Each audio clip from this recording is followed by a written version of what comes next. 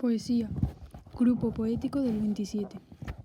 A principios de los años 20 surge un conjunto de jóvenes poetas que terminarán por constituir un grupo poético de extraordinaria importancia, la generación del 27. Fecha en 1927, en la que se reunieron muchos de ellos en Sevilla para homenajear a Góngora en el tercer centenario de su muerte. Integran esta generación, en orden de edad, Pedro Salinas, Jorge Guillén, Gerardo Diego, Vicente Aleixandre, Federico García Lorca, Emilio Prados, Rafael Alberti, Luis Cernuda, Manuel Altolaguirre.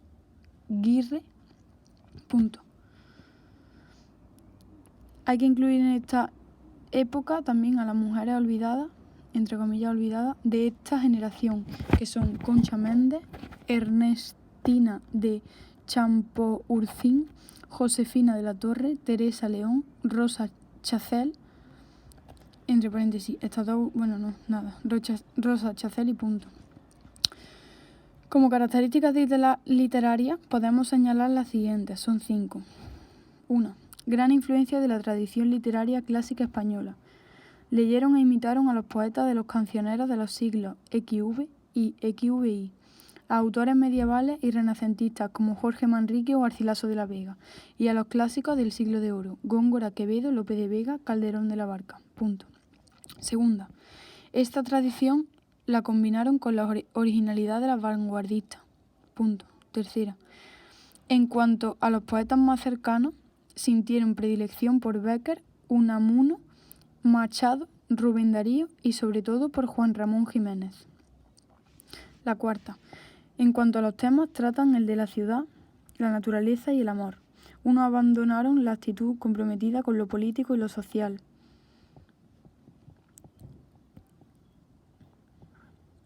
Y otros la continuaron, y otros la abordaron. La preocupación religiosa era escasa en casi todo. Y la quinta, la métrica es cuidada y en concordancia con los contenidos según la teoría de los clásicos. Utilizan sonetos como romances, villancicos y también en los versos blancos como libres y el versículo para dar la mayor riqueza expresiva. Se producen 3 etapas hasta la Guerra Civil. Esto ya es otro apartado dentro de la poesía. La primera etapa, hasta 1928, que se hace llamar purismo y vanguardia, época de influencias modernistas y beckerianas y sobre todo de Juan Ramón Jiménez. Destaca en esta etapa inicial de la importancia de la forma ante la expresión de lo humano. En esta primera etapa se aprecia también la influencia de la lírica tradicional y clásica, como el cancionero o el romancero, Manrique o Góngora. Las obras de este último tendrán especialmente relevancia para Alberti o García Lorca, quienes harán uso de metáforas muy arriesgadas al estilo poeta barroco. Segunda etapa, desde 1928 hasta el inicio de la Guerra Civil, que se llama humanización poética. Una nueva sensibilidad que en buena parte se basa en el surrealismo y la llegada de Pablo Neruda a Madrid, poeta que defiende la poesía llena de sentimiento y realidad. En cuanto al contenido, la poesía se rehumaniza dando cabida a los sentidos y las pasiones humanas. El amor, el sentido de la vida, el dolor y el sufrimiento, la muerte, la opresión, la injusticia, la moral hipócrita, la libertad personal y social. En cuanto a la forma, se plantea el libre fluir del subconsciente, las imágenes oníricas, sin relación con la realidad, pero sugestivas. En esta segunda etapa, la poesía comienza a cargarse de contenido social, un aspecto que irá desarrollándose en los años de la Segunda República y la Guerra Civil. Y tercera etapa, después de la Guerra Civil, compromiso, desarraigo, exilio. Se basa en la defensa de la libertad y de la legalidad republicana, entre paréntesis, salvo Gerardo Diego. Uno se hace patente en la literatura de combate en que prima lo ideológico, Rafael Alberti y Miguel Hernández, y en otros la creación estética muestra la conciencia crítica y las preocupaciones sociales. Punto. Tras la guerra, el grupo se disgrega trágicamente. García Lorca ha sido asesinado y Miguel Hernández muere en la cárcel. Otros se quedan en España desarraigados en un exilio interior que los lleva a posturas existenciales de tono angustiado y solidario. Damaso Alonso, Vicente Aleixandre y la mayoría marchan al exilio exterior, donde continuarán su labor creativa, alimentada por la nostalgia de su país.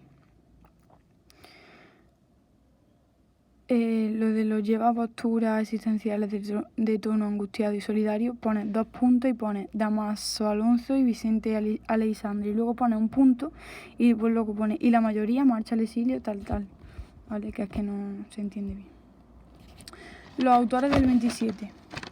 Federico García Lorca representa la función entre tradición y vanguardia. Se habla del neopopularismo. Incluye en su poesía el cante andaluz y el mundo andaluz, así como el mundo de los gitanos.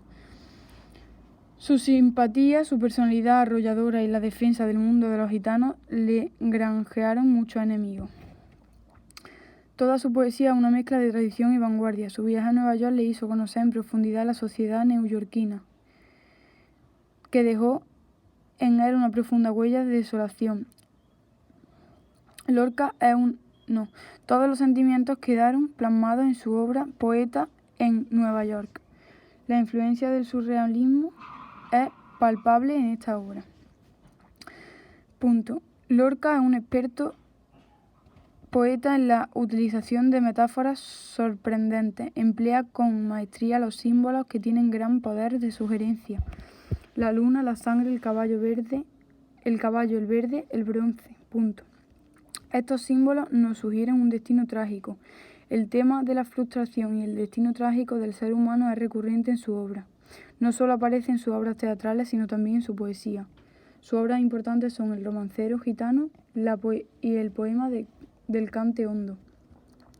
Rafael Alberti se inicia en la poesía popular con Marinero en tierra, obra que rememora la nostalgia del mar de su infancia. El surrealismo aparece en obras como Cal y Canto y Sobre ángeles. En esta última obra manifiesta una profunda desolación existencial. Su compromiso político domina en muchas de sus obras. En todas ellas manifiesta un tono combativo, denunciando la opresión y la injusticia. Durante la Guerra Civil fue uno de los intelectuales más combativos. La última etapa de su poesía es la época del exilio. La nostalgia del exiliado está presente en su obra, aunque no abandona el compromiso social. Jorge Guillén está cercano a la poesía pura, es un poeta intelectual. Se trata de un poeta que persigue la perfección formal, tanto en la exigencia estética como en el lenguaje muy elaborado y el rigor en la composición. Por todo ello se le considera el más fiel representante de la generación del 27. Su obra más importante es Cántico, que tiene varias ediciones, ya que el poeta va ampliando con nuevos poemas. Pedro Salinas es el poeta del amor. En su poesía podemos observar una conjunción entre lo intelectual y lo emocional. La obra, La voz a ti de vida y Razón de amor. Los poetas de esta etapa son los que han valido el nombre de poeta del amor. Luis Cernuda. Su poesía tiene como tema el amor insatisfecho. Se trata de un amor homosexual que se enfrenta a la realidad en la que vive. Participa en las misiones pedagógicas organizadas por el Gobierno de la República y tienen como misión transmitir la cultura y hacerla llegar a los rincones más apartados del país. La posición entre la realidad y el deseo domina en toda su obra. Reúne todos los libros en uno, al que le pone como título La realidad y el deseo. Su anhelo de belleza y placer tropieza con un mundo vulgar. Debemos también destacar la influencia de Becker en su poesía, sobre todo en el famoso verso Donde habita el olvido. Gerardo Diego. En su obra encontramos poemas vanguardistas y poemas tradicionales. Sus poemas vanguardistas ponen en manifiesto dos tipos de vanguardias que siguió, el ultraísmo y el creacionismo. Concha Méndez. de Gerardo Diego también destacan sus poemas tradicionales recogidos en versos humanos. Destacan sus poemas tradicionales, pues también no. Concha Méndez en 1926 publica su primer libro, Inquietudes. Años después Lorca le presenta a su amigo Manuel Altoaguirre, que se convierte en su marido. Juntos emprenden un proyecto común que sirve para difundir la obra de la generación del 27. La creación de la imprenta La Verónica, donde entre otras editan la revista Héroe, que contó con la colaboración de Juan Ramón Jiménez.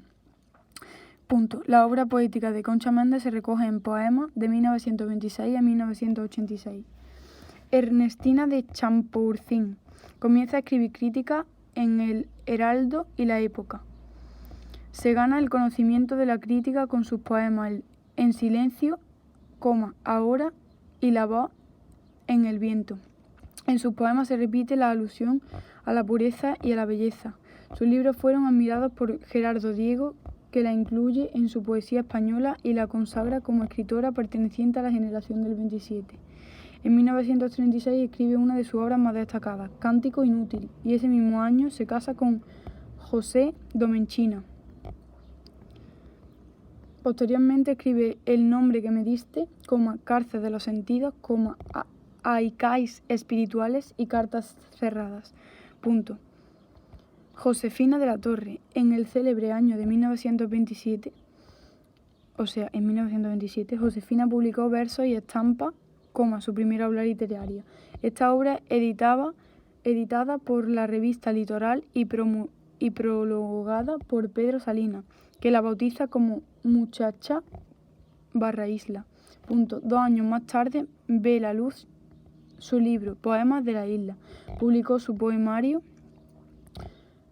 Marzo incompleto en 1968. A finales de los 80 aparece su obra poética reunida bajo el título de Poemas de la isla.